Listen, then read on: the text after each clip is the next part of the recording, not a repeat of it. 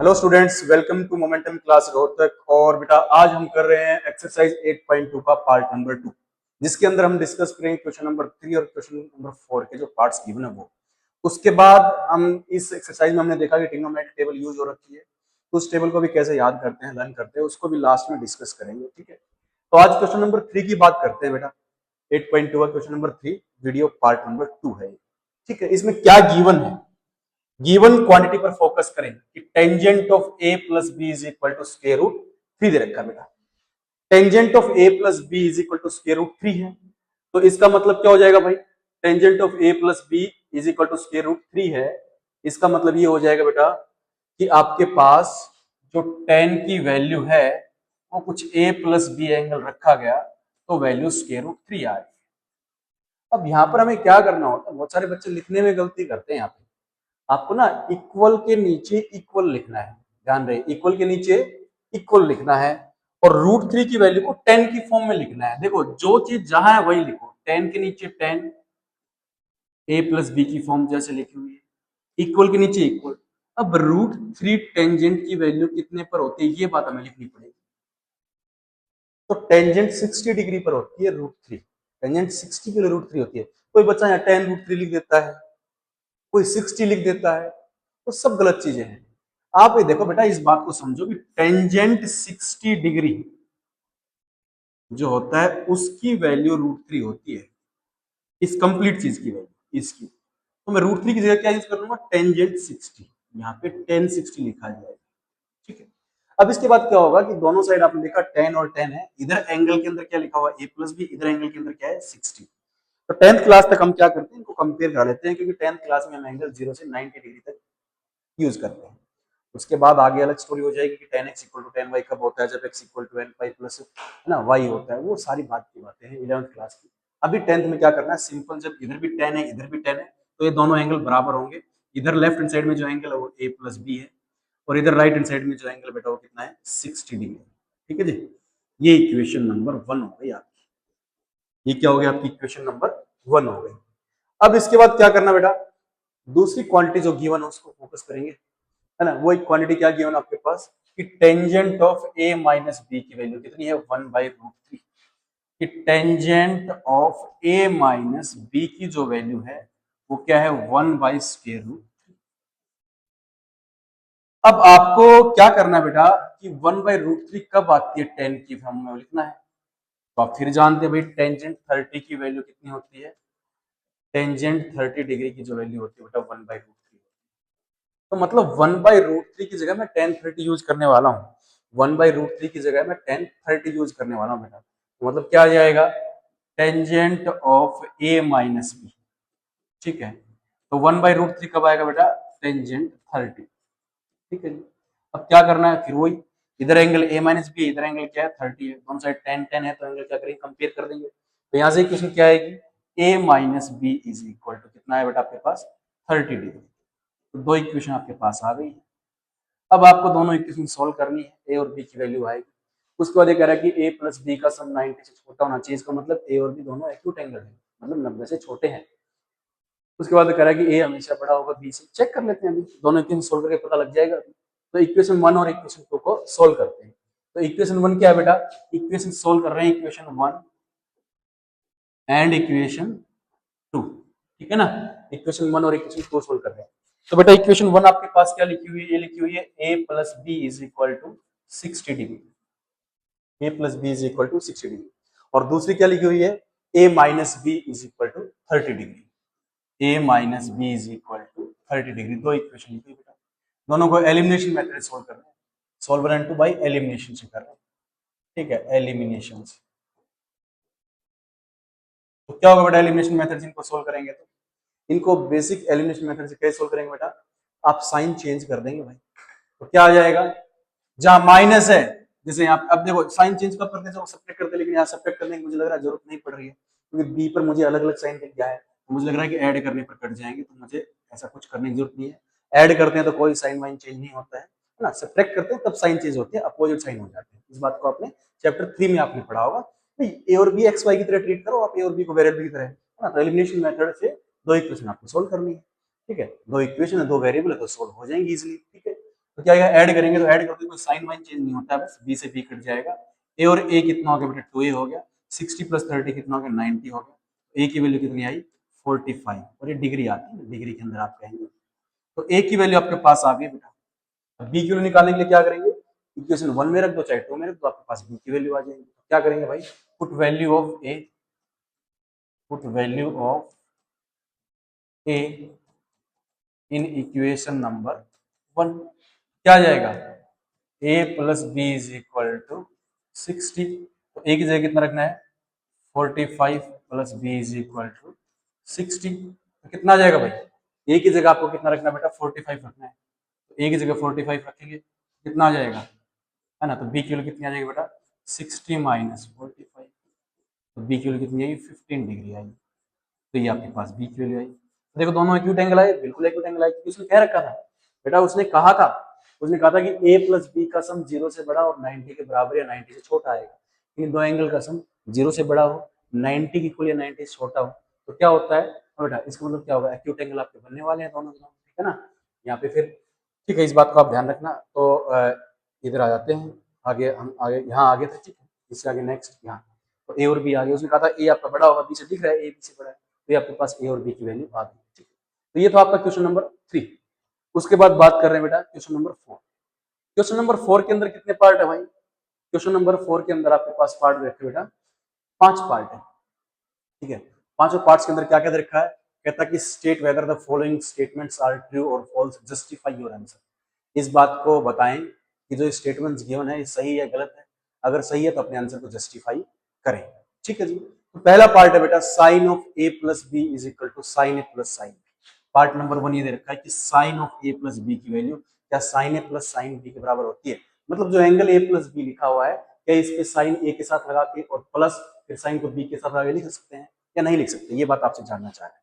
तो आप क्या करेंगे बच्चे, यहाँ पे आप सिंपल इसको एक एग्जाम्पल ले लेते हैं। देखो किसी भी चीज को गलत साबित करना होता है बेटा, किसी भी चीज को गलत साबित करना होता है तो एक गलत एग्जाम्पल देते हैं। देखो ये एग्जाम्पल है, इसकी वजह से ये बात सेटिस्फाई नहीं हो रही है, मतलब ये स्टेटमेंट गलत हो जाएगी, और सही साबित करने के लिए किसी भी चीज को हमें प्रूव करना पड़ता है, ठीक है। तो हम नॉर्मली यहाँ पे क्या करेंगे, देखते हैं कोई एग्जाम्पल, देखते हैं कभी क्या तक किसी एग्जाम्पल में फेल कर जाए। तो एक एग्जाम्पल ले लेते हैं, ठीक है। क्वेश्चन नंबर 1 है ना, ट्रू फॉल्स बताना है। पार्ट क्या जानना चाह रहा था, वो जानना चाह रहा था कि sine of A plus B की वैल्यू क्या, sine of A plus B की value sine A plus sine B होती है क्या भाई, ये जानना चाह रहा था। किसी भी ए और बी के लिए ट्रू होगा ये। अब 10th में तो 0 से 90 के बीच में पढ़ते हैं, 10th क्लास में तो 0 से 90 के बीच में पढ़ते हैं। तो हम एक काम करेंगे भाई, ठीक है, तो हर एक ए और बी के लिए ट्रू होना चाहिए। तो मैं अपनी तरफ से एक एग्जांपल लेता हूँ, अगर ये सही हुआ तो हर एक ए और बी के लिए ट्रू होना चाहिए। तो मैंने एग्जांपल ले लिया, लेट अस सपोज दैट मैं कहता हूँ ए की वैल्यू कितनी ले लो बेटा 45, ए की वैल्यू कितनी ले लो 45 डिग्री, और मैं कहता हूँ बी की वैल्यू भी 45 डिग्री ले, बी की वैल्यू बेटा क्या ले लो 45 डिग्री, ए और बी की वैल्यू क्या लेनी 45 डिग्री लेनी।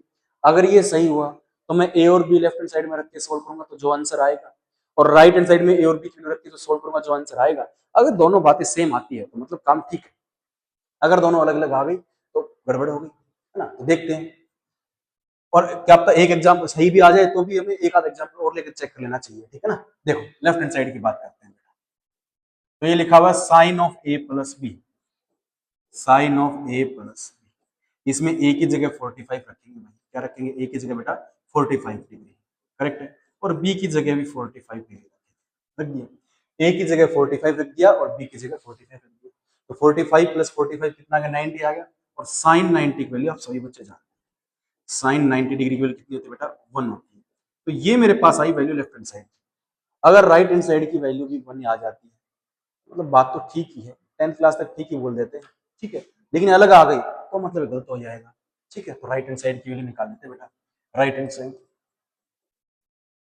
राइट हैंड साइड की वैल्यू क्या है साइन ए, है ना, sign A plus sine B, इसकी वैल्यू की बात करेंगे, sign A plus sine B की वैल्यू की बात करेंगे। ए की जगह 45 रखेंगे और बी की जगह 45 रखेंगे, क्या आएगा बेटा साइन 45 डिग्री, और बी की जगह कितना रखेंगे 45 रखेंगे। साइन 45 कितना आएगा बेटा 1/√2 आएगा, और बी की वैल्यू कितनी आएगी बेटा 1/√2 आएगी। आपको टेबल याद होनी चाहिए, मैं फिर कह रहा हूँ इस एक्सरसाइज को करने से पहले आप बच्चों को ट्रिग्नोमेट्री टेबल याद होनी चाहिए, ठीक है ना। मैं आपको बना के बताऊंगा कैसे बनाते हैं, ठीक है। तो यहाँ √2 और √2 कितना डिनोमिनेटर में क्या आ जाएगा, √2 आ जाएगा बेटा, सही है एलसीएम। और ऊपर 1 + 1 कितना आया, 2/√2। अब क्या करेंगे बेटा, इसको किसके बराबर आएगा, तो मैं कहता हूँ मैथ्स के अंदर ना डिनोमिनेटर नीचे रूट नहीं छोड़ते हैं, तो क्या करो रेशनलाइज करवा दो, क्या करो बेटा रेशनलाइज करवा दो। चलो जी रेशनलाइज करवा लेते हैं, देखो बेटा रेशनलाइज करवाते हैं। तो भाई 2/√2 है, तो इसको √2 से रेशनलाइज करवाएंगे बेटा, तो √2 से रेशनलाइज करा दिया न्यूमरेटर डिनोमिनेटर को। तो ऊपर कितना आया, ऊपर आपके पास आ गया बेटा 2√2, और डिनोमिनेटर में कितना आया, √2 कितना हो गया बेटा आपके पास सॉरी भाई, √2 कितना हो गया आपके पास 2 हो गया, ठीक है ना, √2 आपके पास 2 हो गया। क्योंकि ध्यान रखना 9th क्लास में पढ़ा था हमने, 9th क्लास में पढ़ा था, किसी बच्चे को दिक्कत हो तो √a की मल्टीप्लाई √a से क्या हो जाती है बेटा, a हो जाती है ना। या कुछ लोग इसको ऐसे बोल देते हैं कि √a की √a से मल्टीप्लाई जब करते हैं, √a की √a से करते हैं तो क्या लिख देते हैं इस बात को, √a का स्क्वायर कर देते हैं, और 2 से रूट कैंसिल हो जाता है तो a हो जाती है, तो ऐसे ही बोल सकते हैं। तो ऐसे नीचे √2 की मल्टीप्लाई क्या आ गया, 2 आ गया, और इस 2 से ये 2 कैंसिल हो गया, वैल्यू आई 2। अब बहुत ध्यान से देखो, √2 की वैल्यू आप याद कर लेंगे तो बहुत बढ़िया होगा, इरेशनल नंबर होता है वैसे ये। इसकी वैल्यू कितनी होती है बेटा, 1.414 होती है ना। एक क्वेश्चन पूछा भी गया था, एक पेपर में पूछा भी गया था, है ना। हाँ तो ये आप देखो, तो लेफ्ट हैंड साइड की वैल्यू कितनी है 1, राइट हैंड साइड की वैल्यू कितनी है 1.414 या √2, तो दोनों तो इक्वल नहीं है। तो मुझे एक ऐसा एग्जांपल मिल गया जहां पर ये बात कामयाब नहीं है, मेरे को एक ऐसा एग्जांपल मिल गया जहां पर ये बात कामयाब नहीं है, ये बात सही साबित नहीं हो रही है, तो भाई क्या करें। तो सर एक काम करते हैं, तो आप कहेंगे लेफ्ट हैंड साइड मेरी क्या आई, बराबर नहीं आई राइट हैंड साइड के लिए, इस एग्जांपल के लिए, तो इसका मतलब क्या हो जाएगा, तो फॉल्स हो जाएगा, ये स्टेटमेंट क्या हो जाएगी, फॉल्स हो जाएगा। अब कई बच्चे के दिमाग में आता है, कई क्यूरियोसिटी होती है ना, यार ये गलत है, अगर ये बात गलत है तो ये बात सही क्या होगी, मतलब साइन ऑफ a + b की वैल्यू सही बात क्या होती है। चलो मैं उसी बात पर थोड़ा सा मूव कर जाता हूँ, थोड़ी 11th क्लास की बात है, आप बच्चों को समझा देता हूँ, ठीक है। क्या होता है बेटा, इसका प्रूफ फिर 11th क्लास में करेंगे, ठीक है, इस फॉर्मूले का प्रूफ। तो क्या है कि साइन ऑफ a + b, तो आपने कहा कि साइन ऑफ a + b की वैल्यू किसके बराबर नहीं आई, साइन a + साइन b के बराबर तो नहीं आई, इसके बराबर तो नहीं आई, ये बात तो हमने जान ली। तो भाई इसके बराबर नहीं आई है, तो फिर साइन ऑफ a + b की जो वैल्यू होती है बेटा, ये किसके इक्वल होती है भाई, इसके बराबर नहीं होती है तो किसके इक्वल होती है। तो एक फॉर्मूला होता है, बस याद कर लेना 10th क्लास के बच्चे, तो क्या फॉर्मूला होता है बेटा, तो sine of a + b, sine of a + b क्या फॉर्मूला होता है, ये फॉर्मूला होता है sine a cos b plus cos a sin b, इसकी इक्वल होता है ये फॉर्मूला, ठीक है ना, sine a cos b plus cos a sin b, ये होता है वैल्यू। आप बेशक किसी बच्चे को डाउट लगे, अगर किसी बच्चे को डाउट लगे सर ये सही है गलत है, तो आप अपने एग्जाम्पल से इसको चेक भी कर सकते हैं। वही सेम एग्जाम्पल ए की जगह कितना ले लिया आप बच्चों ने, मान लीजिए 45 और बी की जगह 45, आप इसको चेक भी कर सकते हैं। देखो मैं आपको चेक करवा देता हूँ, चलो चेक करते हैं कि ये बात ठीक है कि नहीं है ना, चलो चेक कर लेते हैं। तो ये होता है 11th क्लास में आप इस फॉर्मूले को पढ़ेंगे, ठीक है, चेक करते हैं। चलो तो ए की जगह रखा बेटा 45 डिग्री, और बी की जगह क्या रखा 45 डिग्री रखा, ए और बी की जगह। अब चेक करते हैं लेफ्ट हैंड साइड, देखते हैं क्या आती है। तो लेफ्ट हैंड साइड देखते हैं क्या आती है, तो लेफ्ट हैंड साइड क्या है, साइन ऑफ a + b, तो ए की जगह 45 और बी की जगह 45 दोनों रखें, कितना आएगा साइन ऑफ 90, और साइन 90 कितना आएगा right hand side. Right hand side क्या है बेटा, वो चेक कर लेते हैं, वो है sine A cos B plus cos ए और साइन बी। अगर ये ठीक है, अगर ये बात ठीक है, तो हमें क्या करना चाहिए भाई, वैल्यूज रख के चेक करते हैं। तो ए की जगह भी 45 रखा, सेम वही राइट हैंड साइड की वैल्यू निकाल लेते हैं, और बी की जगह 45 plus cos 45 into sine of 45, तो साइन 45 कितना आएगा 1/√2, कॉस 45 कितना आएगा 1/√2, कॉस 45 1/√2, साइन 45 1/√2, तो 1/√2 1/√2 बेटा मैंने भी बताया था, √2 से मल्टीप्लाई √2 से क्या आएगा 2 कट जाएगा, और ऐसे इधर भी कितना आएगा 1/2, तो ये कितना आ जाएगा एलसीएम 2 आ जाएगा, तो 1 + 1 कितना आएगा बेटा 2/2, कट के कितना है 1 आया, देखो सेम आ रही है ना, देखो सेम आ रही है। लेफ्ट हैंड साइड की वैल्यू राइट हैंड साइड की वैल्यू 1 और 1 आई। मतलब ये फिट है ये फॉर्मूला, इसको रट्टा मार लेंगे, बढ़िया से क्रैमिंग कर लेंगे कि sine of A plus B का फॉर्मूला क्या होता है, फिर sine A cos B, cos A sine B होता है। तो आपका पहले पार्ट में पूछा था क्या इसके बराबर होता है, नहीं इसके बराबर नहीं होता, इसके इक्वल होता है, ठीक है ना। तो ये आपको आई होप सभी बच्चों को क्लियर हो गया होगा। अब आ जाते हैं बेटा नेक्स्ट आपके पास सेकंड पार्ट, कहता है कि साइन थीटा की वैल्यू इंक्रीज होती है जैसे जैसे थीटा बढ़ता है, और अगले पार्ट में पूछा क्या कोस थीटा की वैल्यू इंक्रीज होती है जैसे जैसे कोस बढ़ता है। उससे अगले पार्ट में पूछा है कि साइन थीटा की वैल्यू कोस थीटा के बराबर कब होती है। कह रहे कोट थीटा की वैल्यू क्या नो डिफाइन होती है ए इक्वल टू 0 के लिए। तो मैं कम करता हूँ, टेबल बना देता हूँ। आपकी एनसीईआरटी की बुक के अंदर वो टेबल लिखी भी हुई है बेटा, उस टेबल को आप सारे बच्चे ओपन कर लेना। अगर आपके पास बुक नहीं है फिलहाल तो मैं आपके लिए टेबल बना देता हूँ, 2 मिनट लगेंगे, ठीक है ना। और टेबल बनाने के बाद फिर क्या करना आपको, फिर इन तीनों चारों पार्ट का, लास्ट के चारों पार्ट का आपको आंसर्स उसी टेबल के अंदर दिख जाएंगे, ट्रू है फॉल्स अपने आप, ठीक है ना। चलो देख लेते हैं। तो मैं ट्रिग्नोमेट्रिक टेबल बना देता हूँ बच्चों के लिए, ठीक है ना। क्या होता है, ट्रिग्नोमेट्रिक टेबल बना देते हैं, फिर हम पार्ट करेंगे सेकंड पार्ट, और उसके बाकी के पार्ट बनाने के लिए क्या करेंगे, अभी एक बार ट्रिग्नोमेट्रिक टेबल बना देता हूँ, ठीक है। तो इस साइड बना देता हूँ ट्रिग्नोमेट्रिक टेबल, इस साइड बना देता हूँ, इधर बना लेता हूँ, ठीक है। ट्रिग्नोमेट्रिक टेबल बना देता हूँ, ट्रिगो टेबल, ठीक है। तो ट्रिगो टेबल बनाने के लिए मैं आपको पहले देता हूँ मैं कौन कौन से पार्ट का जवाब दूंगा। मैं आपके चारों पार्ट का जो है ना, क्वेश्चन नंबर कौन सा आपका फोर्थ है उसका पार्ट सेकंड का जवाब भी मैं यही से दूंगा। क्वेश्चन नंबर फोर्थ के थर्ड पार्ट का जवाब भी मैं यही से दूंगा। क्वेश्चन नंबर 4 के फोर्थ पार्ट का जवाब भी यही से दूंगा मैं। और क्वेश्चन नंबर 4 के फिफ्थ पार्ट का जवाब भी मैं यही से दूंगा। अभी मैं इसके आंसर बताने से पहले आपको ट्रिग्नोमेट्रिक टेबल बना देता हूँ। आप बच्चों को मैं आशा करता हूँ आपको याद भी होगी, तो बहुत अच्छी चीज है, ठीक है। तो वो टेबल बनाते हैं कैसे बना। आप क्या करेंगे, मैं इसको 2 पार्ट में डिवाइड कर लेता हूँ बच्चे, है ना। इधर तो मैं लिखता हूँ क्या, एंगल लिखता हूँ जो भी आपके थीटा बीटा है, और इस साइड क्या लिखूंगा, रेशियो। रेशियो कौन से किनको बोलते हैं, रेशियो को साइन कोस और टेन को, मतलब ट्रिग्नोमेट्रिक रेशियो। तो सबसे पहले हम पढ़ेंगे साइन थीटा, उसके बाद हम लाइन लिखते हैं बेटा कोस थीटा वाली, उसके बाद हम लिखते हैं टेंजेंट थीटा वाली, फिर हम लिखते हैं कोसिकेंट थीटा वाली लाइन, फिर हम लिखते हैं बेटा सीकेंट थीटा वाली लाइन, फिर हम लिखते हैं बेटा कोट थीटा वाली लाइन। ये सारी की सारी लाइंस को मेंटेन करेंगे। एंगल ऊपर की तरफ लिख देता हूँ बेटा मैं। एंगल जो हम 10th क्लास तक पढ़ते हैं 0 डिग्री पे बात करते हैं, है ना। फिर हम 30 डिग्री पे बात करेंगे, कितनी वैल्यू आती है। फिर हम 45 डिग्री पर बात करते हैं, फिर हम 60 डिग्री पर बात करते हैं, और फिर हम 90 डिग्री पर बात करते हैं। बेटा देखो, जब 10th के बाद आप चाहोगे तो 90 के बाद भी बातें करेंगे कि 90 के बाद जो एंगल होते हैं जैसे 120 डिग्री 180 डिग्री, है ना, इन सब के क्या आंसर्स होते हैं। और इनफाइनाइट साइन 1000, है ना, 1120, ऐसे सारी स्टोरी चलती जाएगी।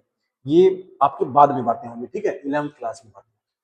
अभी तक आपको केवल 0 से 90 डिग्री तक काम करना है 10th क्लास में। तो टेबल के अंदर देखो बेटा क्या करेंगे, टेबल के अंदर सबसे पहले क्या करते हैं, कैसे याद किया जाता है। मैं कहता हूं देखो याद करने का ट्रिक है, लेकिन मैं आपको ट्रिक भी कभी इस वीडियो में नहीं बता रहा हूं, उसके लिए एक अलग से वीडियो बना दूंगा मैं 10-1 मिनट की। आप सिंपल एक लाइन याद कर लो, ये पहली वाली लाइन याद कर लो साइन की, बस साइन की, साइन की लाइन याद कर लो, बाकी पांचों याद हो जाएंगे। कैसे बेटा, साइन की 0 पर वैल्यू कितनी होती है, साइन 0 डिग्री पर 0, और साइन 90 डिग्री पर कितनी वैल्यू होती है, 1 होती है। तो 10th क्लास तक आपकी साइन की सबसे कम वैल्यू 0 रहेगी और सबसे ज्यादा वैल्यू 1 रहेगी। लेकिन 11th क्लास में जाएंगे तो ये जवाब बदल जाएगा। 11th क्लास में पढ़ेंगे कि साइन की सबसे कम वैल्यू -1 आती है और सबसे ज्यादा कितनी आती है, 1 आती है। क्योंकि वहां बहुत सारे एंगल आप पढ़ते हैं, लेकिन अब 0 से 90 डिग्री तो एंगल बात कर रहे हैं, तो 0 से 90 डिग्री में सबसे कम वैल्यू 0 पर होती है, कितनी होती है, 0 होती है। और सबसे ज्यादा वैल्यू 90 पर होती है, 1 होती है। ये 10th क्लास के हिसाब से, ठीक है। ओके, अब उसके बाद करते हैं बेटा 30 डिग्री पर। तो साइन की 30 डिग्री पर कितनी वैल्यू, साइन की 30 डिग्री पर बेटा वैल्यू होती है 1/, साइन की 45 डिग्री पर कितनी वैल्यू होती है, 1/√। साइन की 60 डिग्री पर वैल्यू कितनी होती है, √3/2। अब साइन की एक लाइन याद कर लो, बस वही कह रहा हूं, ये वाली लाइन याद कर लो आप। कॉस की सब उल्टा होता है, कॉस का सब उल्टा। कॉस की लाइन क्या आती है बेटा, कॉस की जो साइन 90 पे थी वो कॉस की 0 पर होती है, जो साइन की 60 पर थी वो कॉस की 30 डिग्री पर वैल्यू होती है, जो साइन की 45 पर थी वो कॉस की 45 पर वैल्यू होती है, जो साइन की 30 पर थी वो कॉस की 60 पे होती है, जो साइन की 0 पर थी वो कॉस की 90 पर होती है। तो जैसे साइन की याद की, कॉस वाली क्या होती है, ऐसे उल्टे करके याद कर लेते हैं। ठीक है। उसके बाद टेंजेंट की बात कर लेते हैं, टेंजेंट की ना। टेंजेंट टेन क्या होता है, साइन और कोस का रेशियो होता है, इन दोनों को डिवाइड करके लिखना होता है। साइन बाई कोस की वैल्यू क्या होती है, 10 होती है। तो 0/1 कितना आएगा, 0। इन दोनों को आपस में डिवाइड करेंगे तो नीचे डिनोमिनेटर से डिनोमिनेटर कट जाएगा 2 से 2, तो इसकी वैल्यू आती है 1/√3। इन दोनों को डिवाइड करेंगे तो सेम सेम कट जाएगा, 1 आएगा। इन दोनों को डिवाइड करेंगे तो डिनोमिनेटर से डिनोमिनेटर कट जाएगा, कितनी वैल्यू आएगी, √3। और 1/0 क्या होता है बेटा, नॉट डिफाइन। इस बात को दिमाग में फिट करो, 1/0 कितना होता है, नॉट डिफाइन। मैं कुछ बेसिक बात बता देता हूँ आप बच्चों को। बेटा 1/0 नॉट डिफाइन होता है, लेकिन कई बच्चे को ना कंफ्यूजन इतना ज्यादा होता है कई बच्चों को, वो 0/1 को भी नॉट डिफाइन लिख देते हैं भाई ना। 0/1 बेटा 0 होता है। और एक नई चीज आपको बता देता हूँ, है ना, एक नई बात, बिल्कुल आपका दिमाग ऐसा हो जाना चाहिए कि ऐसे लाइट जल जानी चाहिए दिमाग में, क्या कि 0/0 भी क्या होता है बेटा, इनडिटरमाइंड फॉर्म होती है। इनडिटरमाइंड फॉर्म ना, इस फॉर्म की वैल्यू हम नहीं बता सकते, इनडिटरमाइंड वैल्यू होती है 0/0। 0/0 को 0 नहीं लिखना है, ध्यान रखना। केवल 0 बाई नीचे कुछ नंबर और लिखा है 0 के अलावा, उसकी वैल्यू 0 होती है। मतलब 0 बाई कुछ नॉन जीरो नंबर 0 होता है। ऊपर कुछ नॉन जीरो और डिनोमिनेटर में अगर 0 आ जाए, डिनोमिनेटर में 0 आ जाए तो नॉट डिफाइन होता है। और दोनों 0 आ जाए तो ये भी नॉट डिफाइन के जैसा ही होता है। मतलब इसकी वैल्यू को मैथ्स की भाषा में नहीं सोल्व कर सकते हैं, इस बात को आप ध्यान रखेंगे, ठीक है ना। ओके, तो 1/0 कितना आएगा बेटा आपका, यहाँ पे कितना आया, नॉट डिफाइन। नॉट डिफाइन आ गया। अब उसके बाद आते हैं कोसिकेंट। कोसिकेंट की वैल्यू क्या होती है बेटा आपकी, कोसिकेंट की वैल्यू होती है, वो क्या होती है, साइन की वैल्यू का उल्टा होता है। कोसिकेंट की वैल्यू क्या होती है, साइन की वैल्यू का उल्टा। तो ये जीरो, जीरो जीरो का मतलब क्या होता है, जीरो मतलब 0/1 लिखा हुआ है, तो इसका उल्टा क्या हो जाएगा, इसका उल्टा 1/0 हो जाएगा, है ना। तो उल्टा इसका क्या होगा, 0/1 है, ध्यान से देखो, ये ध्यान से देखिए 0/1 है, उल्टा क्या होगा 1/0। तो 1/0 क्या होता है, नॉट डिफाइन। अब ये अगला कोसिकेंट क्या होता है, साइन की वैल्यू का उल्टा, तो 1/2 का उल्टा कितना आएगा बेटा, 2। उसके बाद 45 का कितना होता है बेटा, है ना, 1/√2 का उल्टा कितना होता है, √2। ऐसे इसका उल्टा कितना होता है, 2/√3। और ये 1/1 है, इसका उल्टा 1/1 1 आ जाएगा। अब सीकेंट क्या होता है, सीकेंट होता है बेटा कोस की वैल्यू का उल्टा। तो इसका 1/1, ये 1/1, ये ध्यान से देखें तो इसका उल्टा क्या आएगा, वापिस से 1 आएगा। इसका उल्टा क्या आएगा, 2/√3। उसके बाद इसका उल्टा कितना आएगा, √2। इसका उल्टा 2। और ये 0/1 है, तो इसका उल्टा क्या हो जाएगा, 1/0 क्या हो जाएगा, नॉट डिफाइन। क्या हो जाएगा, नॉट डिफाइन, ठीक है। उसके बाद 10 क्या होता है, 10 होता है कोट वाली वैल्यू, मतलब कोट क्या होता है, 10 की वैल्यू का उल्टा। तो 0/1 कितना हो जाएगा, 1/0। 1/0 क्या होता है, नॉट डिफाइन, है ना। ये इसका रिवर्स होता है, रिवर्स। ऐसे ही साइन कोसिकेंट ये रिवर्स होते हैं, कोस और सीकेंट एक दूसरे के रिवर्स होते हैं। ये स्टोरी आप ध्यान रखें, ठीक है। ये क्या हो जाएगा, ये √3 हो जाएगा, इसका उल्टा 1/1 का उल्टा 1 ही होगा। ये √3/1 है, ध्यान से देखिए तो कितना हो जाएगा, फिर ये 1/√3 हो जाएगा। तो ये नोट डिफाइन क्या होता था बेटा, नोट डिफाइन आपका 1/0 होता था, उल्टा करेंगे क्या आ जाएगा, 0/1 क्या होता है, 0। तो ये आपकी ट्रिग्नोमेट्रिक टेबल है। अब इस ट्रिग्नोमेट्रिक टेबल के हिसाब से आपको जवाब देने हैं। क्या पूछा second part, the value of sine theta increase as theta increase. कहता है कि the value of sine theta, बेटा क्या कह रहा है, the value of sine theta increase करती है एज थीटा इंक्रीज। कह रहा है जैसे जैसे थीटा की वैल्यू बढ़ाते जा रहे हैं, क्या साइन थीटा की वैल्यू बढ़ती जा रही है। अच्छा जी, देखते हैं, जैसे जैसे वैल्यू बढ़ाते जा रहे हैं क्या साइन थीटा की वैल्यू बढ़ती जा रही है, लेट्स चेक इट। बेटा सबसे कम वैल्यू कितनी है, 0। थीटा बढ़ाया 1/2, तो 0 से बढ़ाया 1/2, ठीक है। अब इन दोनों में कौन सा बड़ा है, 1/2 और 1/√2 में, 1/2 में और 1/√2 में कौन सा बड़ा है बेटा। किसी को दिक्कत आ रही है, देखो 1/2 करेंगे तो 0 पॉइंट कितना है, चलो एक काम करो, पॉजिटिव नंबर है तो स्क्वायर कर लो, कितना आएगा 1/4 का स्क्वायर कितना आएगा 1/2। तो बताओ कौन सा बड़ा है, ये कितना आएगा 0 पॉइंट, बेटा 4 2 8, 0.25, ये कितना 0.5। कौन सा बड़ा है, ये बड़ा आया, मतलब 1/√2 बड़ा, ये उससे बड़ा। अब उससे बाद ये उससे बड़ा आएगा, ऐसे आप सिंप्लीफाई करेंगे, ये इससे बड़ा आएगा। तो जैसे जैसे थीटा की वैल्यू बढ़ाते जा रहे हैं, जैसे जैसे थीटा की वैल्यू बढ़ाते जा रहे हैं, हमने देखा वैल्यू बढ़ती जा रही है। और 0 से 90 के बीच में साइन की सबसे ये कम वैल्यू होती है, ये क्या होती है, सबसे कम वैल्यू, मिनिमम वैल्यू, मिनिमम। और मैक्सिमम वैल्यू कितनी होती है बेटा, ये 90 पर होती है, कितनी 1 होती है मैक्सिमम वैल्यू, है ना। मैक्सिमम वैल्यू कितनी होती है, 90 पर होती है, साइन की 1 होती है। तो वैल्यू क्या हो रही है, इंक्रीज हो रही है, सही बात है, तो ट्रू है। यस ट्रू दिख रहा है हमें, बिल्कुल साफ साफ दिख रहा है। मैंने टेबल इसलिए बनाई थी ताकि आप बच्चों को समझ में आ जाए बात, ठीक है। उसके बाद नेक्स्ट पार्ट के अंदर क्या है बेटा, नेक्स्ट पार्ट के अंदर क्या लिखा हुआ, अगला पार्ट है सेकंड पार्ट रीड करते हैं। सेकंड पार्ट में क्या पूछा है?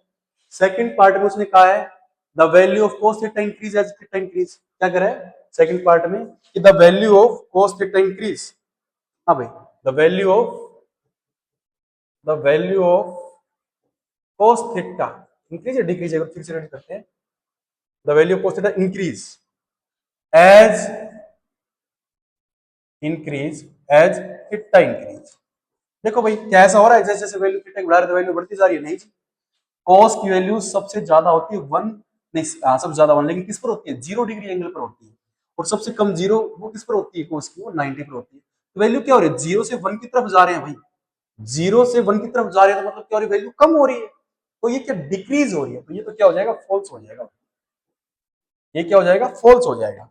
अब ध्यान से देखिए बेटा, ये तो क्या हो जाएगा? फॉल्स हो जाएगा। मतलब ये वैल्यू 1 बड़ा है इससे, ये इससे बड़ा, ये इससे बड़ा, तो वैल्यू क्या हो रही है? अगर साइन उल्टा हो गया तो वैल्यू क्या हो रही है? डिक्रीज हो रही है। cos की वैल्यू क्या हो रही है बेटा? डिक्रीज हो रही है।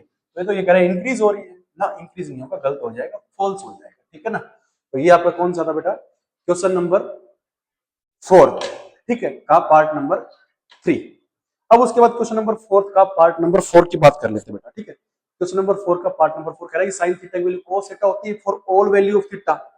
कहते हैं कि साइन थीटा की वैल्यू हमेशा cos थीटा की इक्वल होती है for all value of theta. मतलब थीटा कुछ भी रखो। आप कहोगे नहीं जी, आप कहोगे सर मान लो थीटा पुट करते हैं, क्या पुट करते हैं?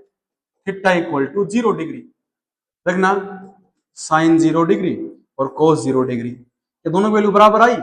देखते हैं, साइन 0 0 होता है, cos 0 1 होता है। नहीं, ये तो बराबर नहीं आई, तो थीटा 0 के लिए फेल कर गए। तो वो कहता है कि हर एक थीटा, उसने ऑल बोल दिया, क्या हर एक थीटा के लिए? तो हर एक के लिए नहीं होता, लेकिन एक थीटा है जिसमें साइन और cos की वैल्यू बराबर आती है। हाँ बेटा, तो ये तो फॉल्स हो जाएगा भाई। तो क्या हो जाएगा? तो फॉल्स हो जाएगा। क्या हो जाएगा? फॉल्स।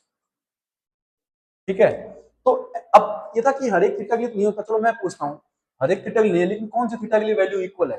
तो ऐसा पॉइंट देखो जब साइन और cos की वैल्यू बराबर आ गई और आप सभी बच्चों को दिख गया होगा ऐसा पॉइंट। ये देखो 1/√2 1/√2 45 डिग्री पर साइन की वैल्यू 45 पर 1/√2 है, cos की वैल्यू 45 पर 1/√2 है।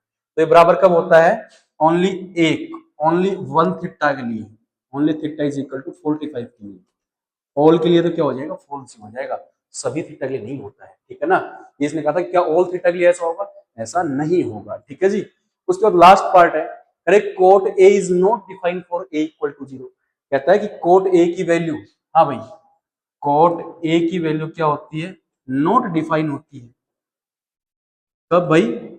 ए अगर क्या हो 0 डिग्री, देखना ए 0 डिग्री, 0 डिग्री पर कोट की वैल्यू, हाँ बिल्कुल सही बात है, नॉट डिफाइन है। यस, तो ये सही बात है, ट्रू है। ये वाली बात क्या है बेटा? ट्रू, करेक्ट है।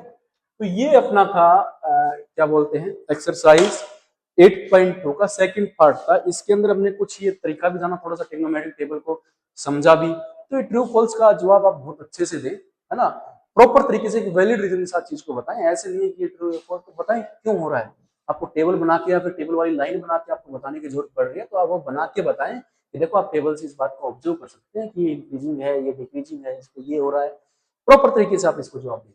आई होप आप बच्चों को ना ये बात बेटा क्लियर हो गई होंगी। ठीक है, इसके बाद इसके अंदर और क्वेश्चन तो आई थिंक नहीं है। ठीक है, ये वाला इंपॉर्टेंट था, ये आप याद रखें। ये क्या होता है? ये गलत है।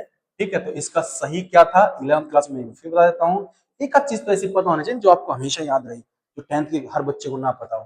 तो आपको एक आध चीज तो ऐसी याद होनी चाहिए कि sine of A plus B का फॉर्मूला, मेरे साथ सारे बच्चे बोलेंगे कि sine of A plus B क्या होता है बेटा? ये होता है sine A cos B plus cos A sine B. ये वैल्यू आपकी होती है ना? आप सभी बच्चे इस बात को समझेंगे, साइन ए कॉस बी। चलो एक फॉर्मूला और साथ बता देता हूँ, माइनस का क्या होता है?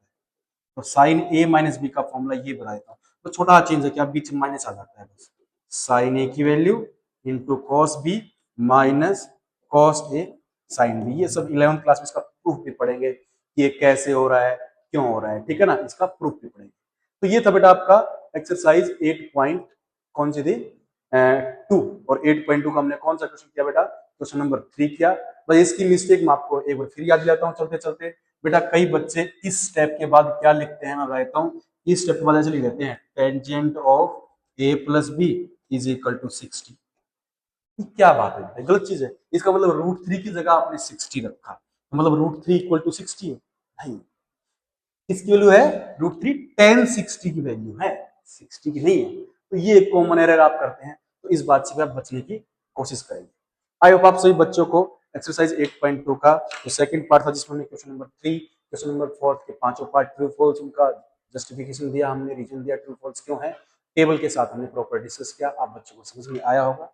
अगर आप बच्चों को अभी भी कोई डाउट रहता है तो आप कमेंट कर सकते हैं नीचे, कोशिश करेंगे हम उसको रिप्लाई करने की, ठीक है। और आप जिस भी आपके दोस्त को ट्रिग्नोमेट्री टफ लगती है या समझने में प्रॉब्लम हो रही है, उसको शेयर कीजिए, शायद उनको कुछ हेल्प मिले। आई होप आप बच्चों को भी समझ में आया होगा। Thank you so much. Video को लाइक करें, चैनल को सब्सक्राइब करें, दोस्तों को शेयर करें, जुड़े रहें मोमेंटम क्लास के साथ।